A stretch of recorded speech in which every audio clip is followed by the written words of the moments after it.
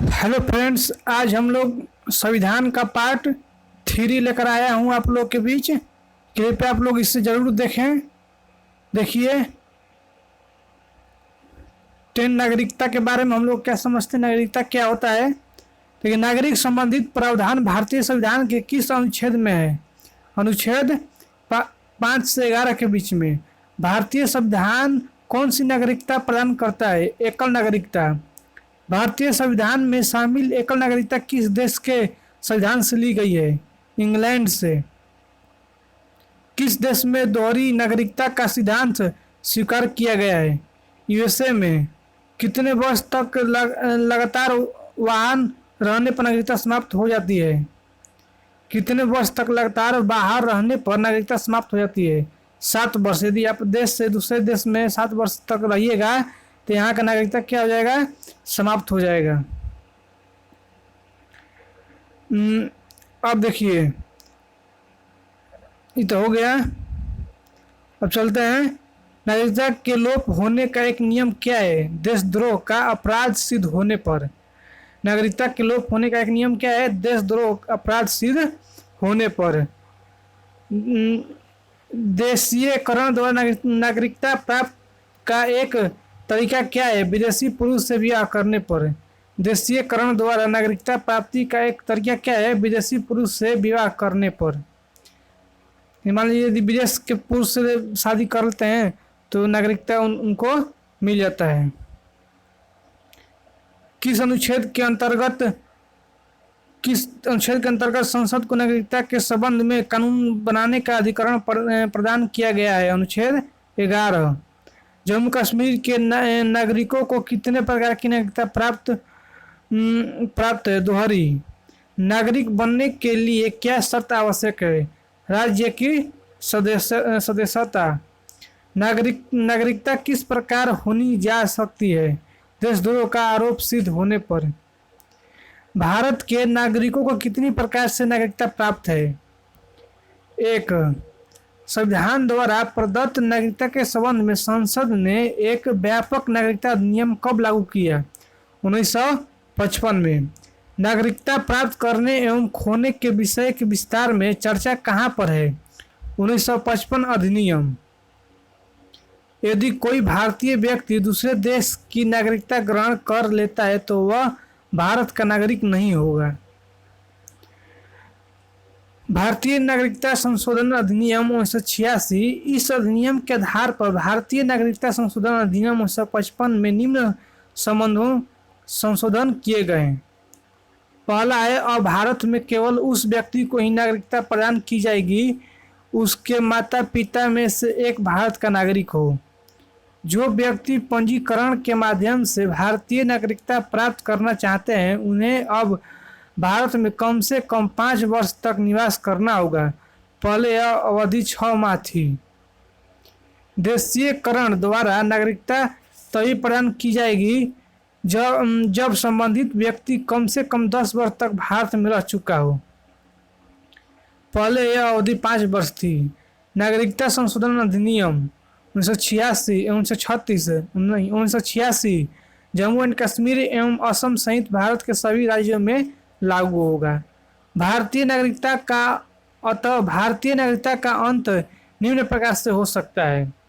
नागरिकता का परित्याग करने से किसी अन्य देश की नागरिकता स्वीकार कर लेने पर, सरकार द्वारा नागरिकता छीनने पर। अब देखिए यहाँ मौलिक अधिकार के बारे में जानते हैं। फंडामेंटल्स राइट्स, इसको इंग्लिश में बोलते हैं क्या? फंडामेंटल राइट्स, मौलिक अधिकार। अवधारणा, मूल अधिकारों की अवधारणा अमेरिका के संविधान से ली गई है। यूएसए के मूल संविधान में भी मूल अधिकारों का उल्लेख नहीं था, लेकिन 1791 में 10वें संविधान संशोधन में अधिकार पत्र अधिशील ऑफ राइट्स नामक अध्याय जोड़ा गया। आधारशिला, संविधान के भाग 3 को संविधान की आधारशिला कहा गया है तथा 3 एवं 4 को सम्मिलित रूप से संविधान की आत्मा कहा गया है, अंतरात्मा कहा गया है। मूल अधिकारियों का वर्गीकरण। मूल संविधान में 7 मौलिक अधिकार थे, लेकिन 1978 में 44वें संविधान संशोधन के अनुसार मौलिक अधिकार संपत्ति के अधिकार को अनुच्छेद 31 से निकाल दिया गया है। देखिए हम पहले था फंडामेंटल राइट 7 था, संपत्ति का अधिकार है उसको हटा दिया गया है। अब कितना हो गया 6। और अनुच्छेद 300 क में स्थापित किया गया। मूल अधिकार निम्न प्रकार के हैं। समानता का अधिकार। देखिए अनुच्छेद 14 में कानून के समक्ष समानता, इंग्लैंड कानून के सभा संरक्षण यूएसए या डाइसी की पुस्तक इंट्रोडक्शन टू लॉ से लिए गए हैं। समानता का अधिकार। अनुच्छेद 15 धर्म, नस्ल, जाति, लिंग या जन्म के स्थान पर भेदभाव नहीं। अनुच्छेद 15 में कहा गया है कि धर्म, नस्ल, जाति, लिंग या जन्म स्थान के आधार पर भेदभाव नहीं करना चाहिए। अनुच्छेद 16 भारत में प्रत्येक नागरिक को सरकारी नियोजन में अवसर की समानता है। अनुच्छेद 17 अस्पृश्यता का अंत एवं अस्पृश्यता का अंत। अनुच्छेद 18 में उपाधियों का अंत। अनुच्छेद 19 से 22 में स्वतंत्रता का अधिकार, राइट्स ऑफ फ्रीडम इसको इंग्लिश में बोलते हैं। अनुच्छेद 19 वाक्य स्वतंत्रता। 19 का पहला अभिव्यक्ति की स्वतंत्रता। 19 का दूसरा शांतिपूर्व सम्मेलन की स्वतंत्रता। 19 का तीसरा संघ निर्माण की स्वतंत्रता। 19 का चौथा भारत में कहीं भी भ्रमण करने की स्वतंत्रता। 19 का 5 अवैध रूप से निवास करने की स्वतंत्रता। 6 जीविकोपार्जन या कारोबार की स्वतंत्रता। आप कहीं भी कारोबार कर सकते हैं, इसके लिए आपको कोई रोकथाम नहीं किया जाएगा।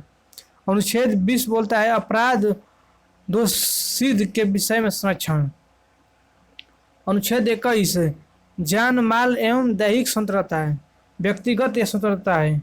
नोट अनुच्छेद 21 का पहला 36वें संविधान संशोधन में 2002 में जोड़ा गया, जो 6 से 14 वर्ष के बच्चों के लिए निःशुल्क एवं अनिवार्य शिक्षा का प्रावधान था।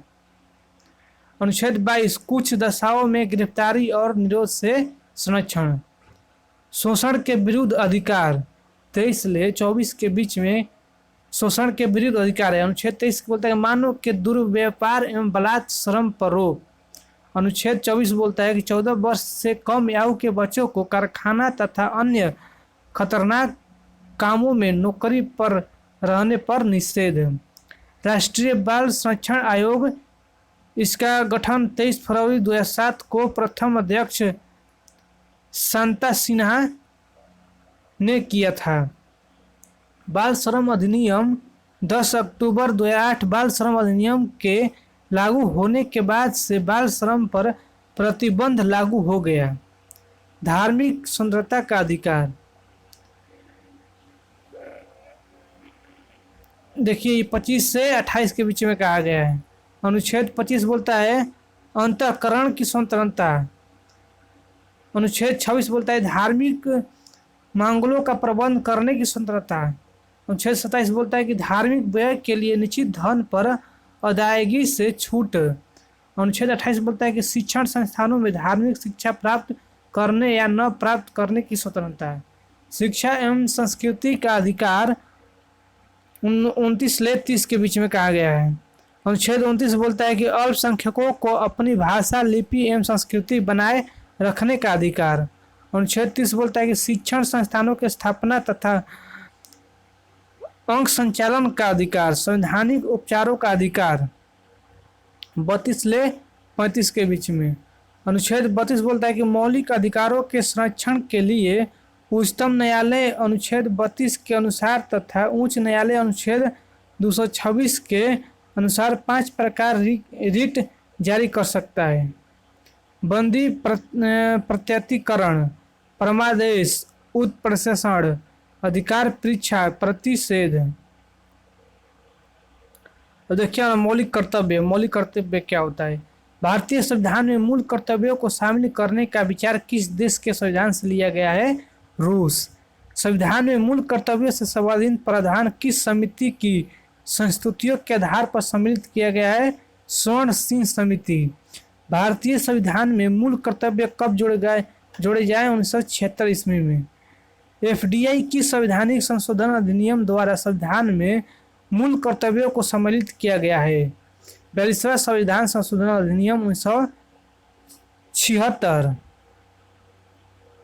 42वें संविधान संशोधन के 10 आचार आदर्शों को किस नाम से जाना जाता है? मौलिक कर्तव्य। वर्तमान में कितने मौलिक कर्तव्य का उल्लेख है? 11। भारत में मत देने का अधिकार होता है एक राजनीतिक अधिकार। भारतीय संविधान में मूल कर्तव्यों को शामिल करने का विचार किस देश के संविधान से लिया गया है? पूर्व सोवियत संघ से। संविधान में मूल कर्तव्यों से संबंधित प्रावधान किस समिति की संस्तुतियों के आधार पर सम्मिलित किया गया है? स्वर्ण सिंह समिति। वर्तमान में संविधान के किस अनुच्छेद में मौलिक कर्तव्य की चर्चा की गई है? अनुच्छेद 51। भारतीय संविधान के किस अनुच्छेद में राज्य के नीति निर्देशक तत्व का उल्लेख है? अनुच्छेद 36 से 51। संविधान में राज्य के नीति निर्देशक तत्वों को शामिल करने के पीछे क्या उद्देश्य है? कल्याणकारी राज्य की स्थापना। भारतीय संविधान में कौन सा अंग समाजवादी व्यवस्था स्थापित करने की प्रेरणा देता है? नीति निर्देशक तत्व। भारतीय नागरिकों के लिए एक समान सिविल रोहिता प्राप्त कराने की बात कही गई है अनुच्छेद 44 में। भारत के किस राज्य में समान संहिता लागू है? गोवा में। संविधान का कौन सा अंश भारत के नागरिकों को आर्थिक न्याय प्रदान करने का संकेत करता है? राज्य के नीति निर्देशक तत्व। देखिए 13वां, राज्य के नीति निर्देशक तत्व क्या होते हैं? भारतीय संविधान में राज्य के नीति निर्देशक तत्व ग्रहण किए गए हैं आयरलैंड से। संविधान का कौन सा अंग समाजवादी व्यवस्था स्थापित करने की प्रेरणा देता है? डीपीएसपी। नीति निर्देशक सिद्धांतों को शामिल करने के पीछे उद्देश्य क्या था? कल्याणकारी राज्य की स्थापना। न्यायपालिका तथा कार्यपालिका के प्राथमिकता का प्रभाव है राज्य के नीति निर्देशक सिद्धांत पर। राज्य के नीति निर्देशक तत्वों को किस भाग में रखा गया है? संविधान के भाग 4 में। नीति निर्देशक तत्वों का वर्णन किस भाग तथा किन अनुच्छेद में रखा गया है? अनुच्छेद 36 से 51। क्या राज्य के नीति निर्देशक तत्व न्यायालय परिवर्तनीय है? नहीं। क्या राज्य के नीति निर्देशक तत्वों को वैधानिक शक्ति प्राप्त है? नहीं। किस अनुच्छेद में राज्य को हिंदी भाषा के प्रोत्साहन करने की नीति और निर्देशक दिए गए हैं? अनुच्छेद 351। प्राथमिक स्तर पर मातृभाषा में शिक्षा देना किस अनुच्छेद के जरिए राज्य के नीति निर्देशक का हिस्सा बनाया? अनुच्छेद 350 के क। अंतर्राष्ट्रीय शांति और सुरक्षा की अभिवृद्धि के लिए राज्य प्रयास करेगा किस अनुच्छेद में वर्णित है? अनुच्छेद 51। किस अनुच्छेद के तहत कार्यपालिका और न्यायपालिका के पृथक्करण का उल्लेख है? अनुच्छेद 50। राष्ट्रीय महत्व के स्मारकों, स्थानों और वस्तुओं का संरक्षण का वर्णन किस अनुच्छेद में मिलता है? अनुच्छेद 49 में। धन का समान वितरण के सिद्धांत को राज्य लागू करेगा, यह संविधान का कौन सा अनुच्छेद कहता है? अनुच्छेद 39-39। राज्य के नीति निर्देशक तत्व में ग्राम पंचायतों के संगठन की बात किस अनुच्छेद में की गई है? अनुच्छेद 40 में। नागरिकों के लिए एक समान सिविल संहिता का जिक्र किस अनुच्छेद में? अनुच्छेद 44 में। 14 देखते हैं, भारतीय संसद। देखिए भारतीय संसद क्या है? Indian parliament. भारत की संघीय व्यवस्थापिका को किस नाम से जाना जाता है? संसद। भारतीय संसद के कितने सदन है? 2, लोकसभा एवं राज्यसभा। भारतीय संसद की लोकप्रिय सदन कौन सी है? लोकसभा।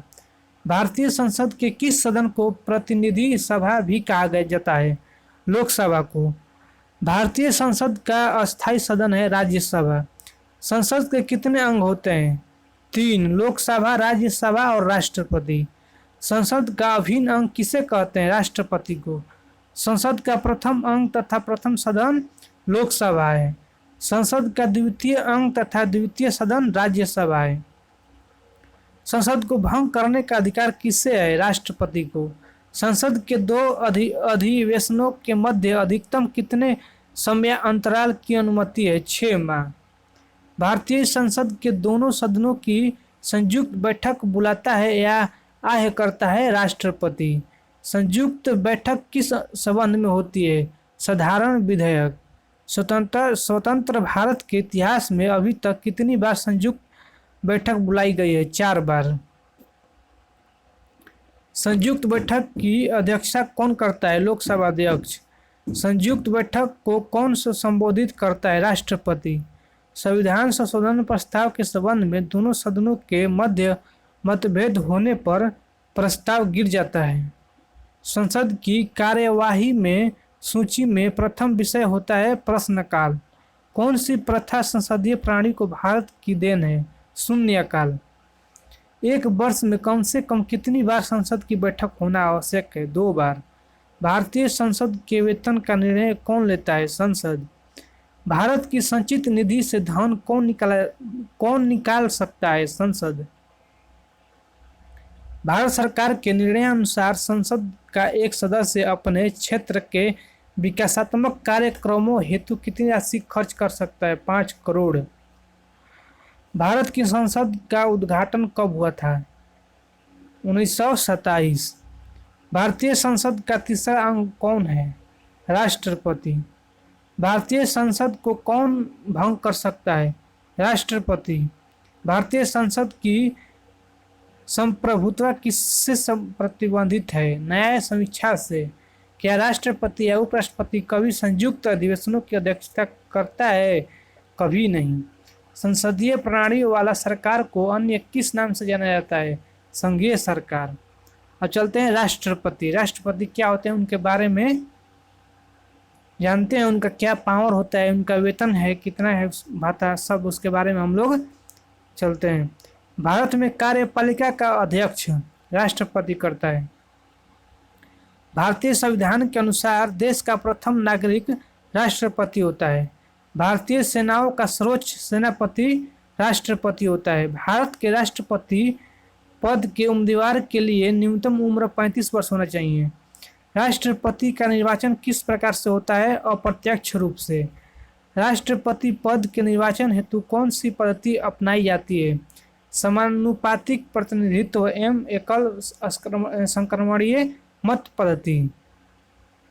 राष्ट्रपति पद के चुनाव संबंधित विवाद को किस निर्देशित किया गया जाता है? उच्चतम न्यायालय। राष्ट्रपति का चुनाव कितने वर्ष के लिए? 5 वर्ष। राष्ट्रपति पर महाभियोग का आरोप संसद के किस सदन द्वारा लगाया जाता है? संसद के किसी भी सदन में, लोकसभा हो या राज्यसभा। राष्ट्रपति को हटाया जा सकता है महाभियोग के द्वारा। राष्ट्रपति को कौन पद और गोपनीय की शपथ मुख्य न्यायाधीश दिलाता है? राष्ट्रपति अपना त्याग पत्र किसे सौंपता है? उपराष्ट्रपति को। राष्ट्रपति का रिक्त पद भर लिया जाना चाहिए 6 माह के अंदर। स्वतंत्र भारत के प्रथम राष्ट्रपति किस राज्य के थे? बिहार के। कौन लगातार 2 बार राष्ट्रपति रहे थे? डॉक्टर राजेंद्र प्रसाद, जो बिहार के थे। वित्त बिल के लिए किसकी पूर्व स्वीकृति आवश्यक है? राष्ट्रपति। किसी भी अभियुक्त को फांसी की सजा को बदलने या कम करने का अधिकार किसे दिया गया है? राष्ट्रपति को। लोकसभा एवं राज्यसभा में राष्ट्रपति द्वारा मनोनीत सदस्य की कुल संख्या 14 है। किसने उच्चतम न्यायालय के मुख्य न्यायाधीश तथा कार्यवाहक राष्ट्रपति दोनों ही पदों को सुशोभित किया? एम हिदायतुल्लाह ने। विदेशों के सभी राजदूतों का कमिश्नरों के प्रत्यक्ष पत्र किसके द्वारा प्राप्त किए जाते हैं? राष्ट्रपति के द्वारा। राष्ट्रपति किस विधेयक को पुनर्विचार के लिए नहीं लौटा सकता है? धन विधेयक। राष्ट्रपति को भत्ते के अलावा प्रतिमाह कितना वेतन प्राप्त होता है? 5 लाख। भारत के राष्ट्रपति ने जिस एकमा मामले में वीटो पावर का प्रयोग किया था वह था भारतीय डाकघर संशोधन अधिनियम। राष्ट्रपति को लोकसभा में किन 2 सदस्यों को मनोनीत करने का अधिकार है? Anglo India. राष्ट्रपति और उपराष्ट्रपति की अनुपस्थिति में कौन कार्यभार ग्रहण करता है? सर्वोच्च न्यायालय का मुख्य न्यायाधीश। किसी भौगोलिक क्षेत्रों को अनुसूचित क्षेत्रों घोषित करने का संवैधानिक अधिकार किसको है? राष्ट्रपति को। युद्ध की घोषणा या शांति का फैसला करने में कानूनी रूप से सक्षम है राष्ट्रपति। एक ही व्यक्ति को कितनी बार राष्ट्रपति बनाया जा सकता है? कई बार। यहाँ इंडिया में कोई नियम नहीं है, लेकिन अमेरिका में है। भारत सरकार का संवैधानिक अध्यक्ष कौन है? राष्ट्रपति। भारत के राष्ट्रपति पर महाभियोग लगाने का अधिकार है संसद के दोनों सदनों को। भारत के प्रथम राष्ट्रपति डॉक्टर राजेंद्र प्रसाद। भारत का एक राष्ट्रपति होगा, अनुच्छेद 52 में कहता है। राष्ट्रपति के चुनाव के लिए प्रस्तावक एवं अनुमोदकों की कम से कम कितनी संख्या होनी चाहिए? 50-50। राष्ट्रपति पद का चुनाव संचालित किया जाता है निर्वाचन आयोग द्वारा। भारतीय राष्ट्रपति के सर्वसम्मति से चुने जाने का अभी तक एकमात्र उदाहरण है नीलम संजीव रेड्डी। भारतीय संशोधन का कौन सा अनुच्छेद राष्ट्रपति के पद के लिए पुनर्निर्वाचित की योग्यताएं निर्धारित करता है? अनुच्छेद 57। अध्यादेश जारी करने का अधिकार राष्ट्रपति का कौन सा अधिकार है? विधायी। 2 बार उपराष्ट्रपति तथा 1 बार राष्ट्रपति बनने वाला डॉक्टर सर्वपल्ली राधाकृष्णन है। किस राष्ट्रपति के निर्वाचन के समय दूसरे चक्र की मतगणना करनी पड़ी? बीवी गिरी। एक चुनाव में हार गए और फिर बाद में निर्विरोध चुने गए नीलम संजीव रेड्डी। प्रथम महिला राष्ट्रपति प्रतिभा देवी सिंह पाटिल। क्या राष्ट्रपति के कार्यकाल में उनके वेतन और भत्ते घटाए जा सकते हैं? नहीं। लोकसभा को अंग करने का अधिकार किसके पास है? राष्ट्रपति के। लोकसभा को भंग करने का अधिकार किसके पास है? राष्ट्रपति के। नई व्यवस्था के तहत किन केंद्र शासित राज्य की विधानसभा के निर्वाचित सदस्यों को राष्ट्रपति के निर्वाचन मंडल में शामिल किया गया है? दिल्ली और पांडुचेरी। भारत में राष्ट्रपति का चुनाव किस तरह होता है? अप्रत्यक्ष रूप से यानी एकल संक्रमणीय मत पद्धति द्वारा। समानुपातिक प्रणाली कहने का मतलब है कि प्रत्येक राज्य के चुने हुए विधायक एवं लोकसभा एवं राज्यसभा के संसद की वोटिंग से राष्ट्रपति का चुनाव होता है। भारत के राष्ट्रपति के निर्वाचन के लिए प्रत्येक राज्य की विधानसभा के प्रत्येक निर्वाचित सदस्य का मत मूल्य निर्धारित किया गया है। सांसदों का अलग मत मूल्य निर्धारित किया गया है। विधानसभा के निर्वाचित सदस्य का मत मूल्य राज्य की कुल जनसंख्या प्लस 1000 विधायकों की कुल संख्या। देखिए, विधानसभा के निर्वाचित सदस्यों का मत मूल्य राज्य की कुल जनसंख्या प्लस 1000 विधायकों की कुल संख्या। सांसदों का मत मूल्य विधानसभाओं के कुल निर्वाचित सदस्यों के कुल मतों का योग प्लस 1000 संसद के कुल निर्वाचित सदस्य। संविधान के किस अनुच्छेद ने राष्ट्रपति को आपातकाल लागू करने की शक्तियाँ दी है? अनुच्छेद 352, अनुच्छेद 356 और अनुच्छेद 360। संसद के स्थगन के समय भारतीय संविधान के किस अनुच्छेद के तहत राष्ट्रपति अध्यादेश जारी कर सकता है? अनुच्छेद 123 के अंतर्गत जो है राष्ट्रपति अध्यादेश जारी कर सकता है। आज के लिए दोस्तों इतना ही, फिर मिलते हैं नेक्स्ट वीडियो में, और वो वीडियो होगा बहुत शानदार। कृपया आप लोग उसे देखना मत भूलिएगा। आज के लिए इतना ही। जय हिंद, जय भारत।